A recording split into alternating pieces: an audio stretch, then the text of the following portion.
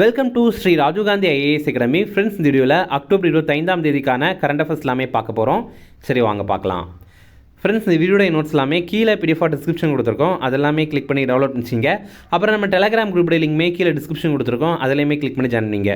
நம்மளுடைய டெலகிராம் குரூப்பில் current affairs quizzes நடத்திட்டு வரோம். நீங்களுமே ஜாயின் பண்ணி அட்டன் பண்ணிக்கலாம். ஓகே, சரி வாங்க பார்க்கலாம். ஃபஸ்ட்டு, வங்காள விரிகுடாவில் உருவாக உள்ள மோந்தா புயலுக்கு பெயர் வைத்த நாடு எது? இதற்கான ஆன்சர் தாய்லாந்து. இப்போ பார்த்தீங்க அப்படின்னா இந்த அக்டோபர் 27ஆம் தேதி வங்காள விரிகுடாவில் மோந்தா அப்படிங்கிற புயல் உருவாகிறதுக்கு வாய்ப்பு இருக்குது. இந்த மோந்தா புயலுக்கு பெயர் வைத்த நாடு தாய்லாந்து. மோந்தா அப்படிங்கிற சொல்லுக்கான பொருள் மணமிக்க மலர் அல்லது அழகான பூ அப்படிங்கிறது தான். அடுத்தது, தற்போது எங்கு புதுப்பிக்கப்பட்ட தொல்காப்பிய பூங்கா திறந்து வைக்கப்பட்டது? இதற்கான ஆன்சர் சென்னை. இப்போ பார்த்தீங்க அப்படின்னா தொல்காப்பிய பூங்கா இது 2011ஆவது ஆண்டு அமைத்திருந்தாங்க. அப்போ முதல்வராக கருணாநிதி அவர்கள் இருந்தார். அவர் அமைத்திருந்தார். எங்கே அப்படின்னா சென்னையில் ராஜா அண்ணாமலைபுரம் அப்படிங்கிற பகுதியில் தான் அமைத்திருந்தாங்க. இப்போ அதை புதுப்பிச்சிருக்காங்க. சென்னை நதிகள் சீரமைப்பு அறக்கட்டளையின் சார்பில் இதை புதுப்பிச்சிருக்காங்க. ரூபாய் 42.45 கோடி மதிப்பில் ரொம்ப பிரம்மாண்டமாக இது இப்போ அமைத்திருக்காங்க. இதில் பார்த்தீங்கன்னா பொதுமக்கள் கூட போகலாம். இப்போது பெரியவங்களுக்கு 20 ரூபா டிக்கெட், குழந்தைகளுக்கு 10 ரூபா டிக்கெட் அந்த மாதிரி இருக்குதுன்னு நினைக்கிறேன். இது பார்த்திங்கன்னா வியாழக்கிழமைகள் எல்லாம் லீவு. ஒவ்வொரு வாரமும் வியாழக்கிழமை விடுமுறை. அதே மாதிரி பொது விடுமுறை அன்னைக்கும் பூங்கா விடுமுறை. ஃப்ரெண்ட்ஸ், நம்ம ராஜீவ்காந்தி ஐஏஎஸ் அகாடமியில் இப்போது வரப்போகிற எஸ்ஏ எக்ஸாமுக்கான டெஸ்ட் சீரிஸ் லான்ச் பண்ணியிருக்கோம். இது பார்த்திங்கன்னா நவம்பர் 3ஆம் தேதியிலேருந்து ஸ்டார்ட் ஆகுது. நம்ம இன்ஸ்டியூட் சென்னையில் அண்ணா நகரில் இருக்குது. இது சம்மந்தமாக உங்களுக்கு ஏதாவது தகவல் தரணும் அப்படின்னா ஸ்க்ரீனில் தெரிய நம்பருக்கு கால் பண்ணி பேசிக்கலாம். அதே மாதிரி நீங்கள் டிஎன்பிஎஸ்சி எக்ஸாம் ப்ரிப்பேர் பண்ணுறீங்க அப்படின்னா நம்ம இன்ஸ்டியூட்டில் டிஎன்பிஎஸ்சி குரூப் 1 குரூப் 2 எக்ஸாமுக்கான ப்ரிலிம்ஸ் மற்றும் மெயின்ஸ் கிளாஸ் நடத்துகிறோம். இதற்கான பேட்ச் நவம்பர் 1ஆம் தேதியிலேருந்து ஸ்டார்ட் ஆகுது. நீங்கள் ஸ்க்ரீனில் தெரிகிற நம்பருக்கு கால் பண்ணி இது சம்மந்தமான தகவல்களை பெற்றுக்கலாம். அடுத்தது, இந்தியாவில் முதல் முறையாக அதிநவீன வெள்ள முன்னறிவிப்பு அமைப்பு எங்கே அறிமுகம் செய்யப்பட்டது? இதற்கான ஆன்சர் சென்னை. இப்போ பார்த்திங்க அப்படின்னா இந்தியாவிலேயே முதல் முறையாக வெள்ளம் வர்றதுக்கு முன்னறிவிப்பு பண்ணுறதுக்கான ஒரு சிஸ்டத்தை நம்ம சென்னையில் அமைத்திருக்காங்க. இதில் முக்கியமாக 2 கருவிகள் இருக்குது. ஒன்று பார்த்திங்கன்னா ரியல் டைம் ஃப்ளட் ஃபோர்காஸ்டிங் அப்படிங்கிற கருவி. இன்னொன்று எஸ்டிஎஸ்எஸ், அதாவது ஸ்பேஷியல் டிசிஷன் சப்போர்ட் சிஸ்டம் அப்படிங்கிறது. இது என்ன பண்ணோன்னா 2 முக்கியமான பணிகள். ஒன்று, சென்னையுடைய முக்கியமான ஆற்று படுக்கைகளை இது கண்காணிக்கும். ஏன்னா எப்போ ஆற்றிலேருந்து தண்ணி வெளியே வரும் அப்படிங்கிறதெல்லாம் இது கண்காணிக்கும். அதே மாதிரி பார்த்திங்கன்னா ஒருவேளை வெள்ளம் வந்துச்சு அப்படின்னா எந்த பகுதிகள் பாதிப்படையும் அப்படிங்கிறதையும் இது கணிக்கும். ஓகேவா? அப்படி பார்க்கும்போது மக்களுக்கு சீக்கிரமாகவே எச்சரிக்கை தெரிவிக்கலாம்ல, அதனால தான். அப்போது இந்த 2மே உலக வங்கியுடைய நிதியுதவியுடன் செயல்படுத்தப்படுது. இதே மாதிரி நம்ம தமிழக அரசு சார்பில் கொஞ்ச நாட்களுக்கு முன்னாடி டிஎன் அலர்ட் அப்படிங்கிற ஒரு ஆப்பை ரிலீஸ் பண்ணியிருந்தாங்க. இதில் வானிலை அறிவிப்புகள் எல்லாமே வரும். அடுத்தது, இன்னுயிர் காப்போம் நம்மை காக்கும் 48 திட்டத்தின்படி காப்பீடு தொகை என்ன? இதற்கான ஆன்சர் 2 லட்சம். இப்போ பார்த்தீங்கன்னா இந்த இன்னுயிர் காப்போம் நம்மை காக்கும் 48 திட்டத்தில் 2 லட்சம் இப்போதைக்கு இருக்குது. முதல்ல தொடங்கும்போது 1 லட்சமாக தான் இருந்தது. இப்போ அதை 2 லட்சமாக கொஞ்ச நாட்களுக்கு முன்னாடி அதிகப்படுத்திட்டாங்க. இந்த திட்டம் 2021ஆவது ஆண்டு டிசம்பர் 18ஆம் தேதி தொடங்கியிருந்தாங்க. நம்ம தமிழக அரசு செயல்படுத்துகிற முக்கியமான திட்டங்களில் இது ஒன்று. இதில் என்ன அப்படின்னா, ஒருத்தருக்கு சாலை விபத்து ஏற்பட்டுச்சு அப்படின்னா அவருக்கு முதல் 48 மணி நேரம் இலவச சிகிச்சை பெறலாம். இது நம்ம தமிழ்நாட்டை சேர்ந்தவங்களாக இருந்தால் மட்டும் கிடையாது, அவங்க வெளி மாநிலவங்களாக இருந்தாலும் சரி, அதே மாதிரி வெளி நாட்டவங்களாக இருந்தாலும் சரி, அவங்க தமிழ்நாட்டில் விபத்துக்குள்ளானாங்க அப்படின்னா அவங்களுக்கு இந்த திட்டத்துக்கு கீழே பலன் பெற முடியும்.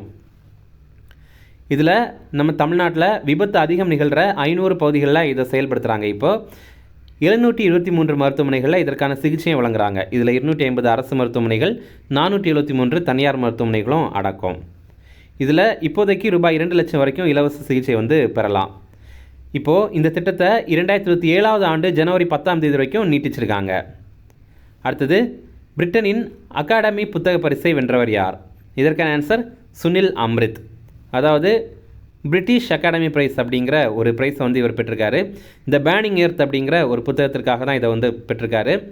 இது எது சம்மந்தமான புத்தகம் அப்படின்னா, நம்ம பூமியுடைய சுற்றுச்சூழல் இருக்குல்ல, கடைசியாக ஒரு 500 ஆண்டுகளுக்கு எப்படி இருந்திருக்கு அப்படிங்கிற வரலாறை பற்றி இவர் எழுதியிருக்காரு. இவர் நம்ம இந்திய வம்சாவளியை சேர்ந்தவர். இவருடைய அம்மா அப்பா நம்ம இந்தியாவை சேர்ந்தவங்க. ஆனால் இப்போ அவங்க கென்யாவில் இருக்காங்க. அடுத்தது, தற்போது தீபாவளிக்கான சிறப்பு அஞ்சல் தலையை வெளியிட்ட நாடு எது? இதற்கான ஆன்சர் கனடா. இப்போ பார்த்தீங்கன்னா கனடாவில் வந்து தீபாவளி பண்டிகையொட்டி ஒரு சிறப்பு ஸ்டாம்ப் வந்து வெளியிட்டிருக்காங்க. இதில் ஹிந்திலையும் இங்கிலீஷ்லேயும் தீபாவளி அப்படின்னு எழுதியிருக்காங்க. அதே மாதிரி ரங்கோலி டிசைனை வந்து போட்டிருக்காங்க. இதை வடிவமைத்தவர் ரிது கனல் அப்படிங்கிறவங்க. அடுத்தது, 2025 ஆசிய இளைஞர் விளையாட்டுப் போட்டிகளில் கபடியில் சாம்பியன் பட்டம் வென்ற நாடு எது? இதற்கான ஆன்சர் இந்தியா. ஆண்கள் பிரிவிலையுமே சாம்பியன் பட்டம் வென்றது கபடியில் இந்தியா தான். அதே மாதிரி மகளிர் அணியுமே சாம்பியன் பட்டம் வென்றிருக்கு நம்ம இந்திய அணி. ஓகேவா? இந்த போட்டி பார்த்திங்கன்னா பஹ்ரைன் நாட்டில் தான் நடைபெறுது. அடுத்தது, எந்த ஆண்டு முதல் குழந்தைகளுக்கான புத்தகத்திற்கான புக்கர் பரிசு வழங்கப்படும்? இதற்கான ஆன்சர் 2027. இப்போ உலக அளவில் பார்த்திங்கன்னா புத்தகத்திற்காக வழங்கப்படுற மிக உயரிய விருது எது அப்படின்னா இந்த புக்கர் பரிசு தான். அது வந்து இனிமேல் வந்து குழந்தைகளுக்கான புத்தகங்கள் இருக்குல்ல, அதாவது குழந்தைகளுக்கு பிடித்தமான புத்தகங்கள் எழுதுவாங்கல்ல, அவங்களுக்கும் வந்து வழங்க போகிறாங்க. 2027 ஆண்டிலிருந்து இதை வழங்க போகிறாங்க. குழந்தைகளுக்கான புத்தகத்திற்கான புக்கர் பரிசு அறிவித்திருக்காங்க. குழந்தைகளுக்கான சிறந்த புத்தகத்திற்கு வந்து வழங்குவாங்க. இதில் பரிசு தொகையாக ரூபாய் 50,000 வந்து வழங்குறாங்க. இது ரொம்ப பெரிய தொகை தான். இதில் 8 வயதுலேருந்து 12 வயது குழந்தைகளுக்கான புத்தகங்கள் இதில் உங்களுக்கு வழங்குவாங்க. இது இப்போது பொதுவாகவே புக்கர் பரிசு ஒருத்தங்களுக்கு கிடைக்கணும் அப்படின்னா அதுக்கு 2 கண்டிஷன் இருக்குது. ஒன்று வந்து அந்த புத்தகம் வந்து ஆங்கிலத்தில் எழுதியிருக்கணும், அல்லது வேறு மொழியில் எழுதியிருந்தாலும் அதை ஆங்கிலத்தில் மொழிபெயர்த்து வெளியிட்டிருக்கணும். அது ஒரு கண்டிஷன். இன்னொன்று பார்த்திங்க அப்படின்னா இதை பிரிட்டன் மற்றும் அயர்லாண்டில் வந்து வெளியிட்டிருக்கணும். இந்த மாதிரி 2 கண்டிஷன் இருக்குது. இது வரைக்கும் இந்தியாவிலேருந்து புக்கர் பரிசு பெற்றவங்க யாரெல்லாம் அப்படின்னு பார்த்தீங்கன்னா விஎஸ் நாய்போல் அப்படிங்கிறவர் இன்ன ஃப்ரீ ஸ்டேட் அப்படிங்கிற புத்தகத்திற்காக 1971 வந்து பெற்றிருக்காரு. அடுத்தது சல்மான் ருஷ்டே மிட்நைட் சில்ட்ரன் அப்படிங்கிற புத்தகத்திற்காக 1981 வந்து பெற்றிருக்காரு. அடுத்தது அருந்ததி ராய் த காட் ஆஃப் ஸ்மால் திங்ஸ் அப்படிங்கிற புத்தகத்திற்காக 1997 வந்து பெற்றிருக்காங்க. அப்படி பார்க்கும்போது நம்ம இந்தியாவிலிருந்து புக்கர் பரிசு பெற்ற முதல் பெண் யார் அப்படின்னா அது இந்த அருந்ததி ராய் அவர்கள் தான். அடுத்தது கிரண் தேசாய், இவர் த இன்ஹெரிட்டன்ஸ் ஆஃப் லாஸ் அப்படிங்கிற புத்தகத்திற்காக 2006 ஆண்டு பெற்றிருக்காரு. அப்புறம் அரவிந்த் அடிகா, இவர் வந்து த ஒயிட் டைகர் அப்படிங்கிற புத்தகத்திற்காக 2008 ஆண்டு பெற்றிருக்காரு. அடுத்தது கீதாஞ்சலி ஸ்ரீ, இவங்க டாம்ப் ஆஃப் சாண்ட் அப்படிங்கிற நூலுக்காக 2022 ஆண்டு பெற்றிருந்தாங்க. அடுத்தது இப்போ ரீசெண்டாக பார்த்திங்க அப்படின்னா பானு முஸ்டக், இவங்க வந்து ஹார்ட் லேம்ப் அப்படிங்கிற புத்தகத்திற்காக 2025 ஆண்டு பெற்றிருக்காங்க. இப்போ வந்து முக்கியமாக சென்ட்ரல் கவர்மெண்ட் எக்ஸாம்லாம் இருக்குல்ல, ரயில்வே எக்ஸாம், எஸ்எஸ்சி எக்ஸாம், இதில் எல்லாம் இந்த ஒரு புத்தகத்துடைய பேர் கொடுத்துட்டு வந்து அதை எழுதுனது யார் அப்படிங்கிற மாதிரி கேட்குறாங்க. முக்கியமாக இந்த புத்தகங்கள்லேருந்து கேட்டிருக்காங்க. இப்போ பார்த்தீங்கன்னா மிட்நைட் சில்ட்ரன் அப்படிங்கிறது யாருடைய புத்தகம் அப்படிங்கிறது ஒரு சில எஸ்எஸ்சி எக்ஸாமில் கேட்டிருக்காங்க. அடுத்தது, ஞான பாரதம் என்ற திட்டம் எது தொடர்பானது? இதற்கான ஆன்சர் ஓலைச்சுவடிகள். இப்போ பார்த்தீங்கன்னா ஓலைச்சுவடிகள் எல்லாம் ரொம்ப காலத்துக்கு முன்னாடி உள்ளது. அதை வந்து டிஜிட்டல் மயமாக்கணும். அது எல்லாத்தையுமே நம்ம இப்போ டிஜிட்டலாக மாற்றணுன்னா தான் அது வந்து பத்திரமாக பாதுகாக்கப்படும். அப்போது இந்தியாவில் ஓலைச்சுவடிகளை டிஜிட்டல் மயமாக்குற ஒரு திட்டம் தான் இந்த ஞான் பாரதம் மிஷன் அப்படிங்கிறது. இது 2025-26 மத்திய பட்ஜெட்டில் அறிவித்திருந்தாங்க. இப்போது 20 கல்வி நிறுவனங்கள் கூட ஒப்பந்தம் பண்ணியிருக்காங்க. எதற்காக அப்படின்னா இந்த ஓலைச்சுவடிகளை டிஜிட்டல் மயமாக்குறதுக்காக ஒப்பந்தம் பண்ணியிருக்காங்க. நம்ம தமிழ்நாட்டில் சென்னையில் இருக்கிற கவர்மெண்ட் ஓரியண்டல் மேனுஸ்கிரிப்ட் லைப்ரரிக்கு கூட வந்து ஒப்பந்தம் பண்ணியிருக்காங்க. இந்த மொத்த திட்டத்தையும் செயல்படுத்துகிற அமைப்பு மத்திய கலாச்சாரத்துறை அமைச்சகம். அடுத்தது புக்ஸ் அண்ட் ஆதர்ஸ், அது பார்க்கலாம். எ சன் ஃப்ரம் த சவுத் அப்படிங்கிற புத்தகம், இது தெற்கிலிருந்து ஒரு சூரியன் அப்படிங்கிற நூலுடைய மொழிபெயர்ப்பு, ஆங்கில மொழிபெயர்ப்பு தான் எ சன் ஃப்ரம் த சவுத் அப்படிங்கிற புத்தகம். இதை தமிழக பள்ளிக்கல்வித்துறை தான் உருவாக்கியிருக்காங்க. இதை இப்போ வந்து நம்ம தமிழக முதல்வர் ஸ்டாலின் வந்து வெளியிட்டிருக்காரு. தெற்கிலிருந்து ஒரு சூரியன், இது வந்து முன்னாள் முதல்வர் கருணாநிதி அவருடைய வாழ்க்கை வரலாறு மற்றும் அவருடைய காலத்தில் இருந்த அரசியல் நிகழ்வுகள், இதை பற்றிய தான் இந்த ஒரு புத்தகம். அடுத்தது முக்கிய தினங்கள் பார்க்கலாம். ஐடிபிபி எழுச்சி தினம், இது அக்டோபர் 24 ஐடிபிபி அப்படின்னா இந்தோ திபெத்தியன் பார்டர் போலீஸ், அதாவது இந்தோ திபெத்திய எல்லை காவல் படை.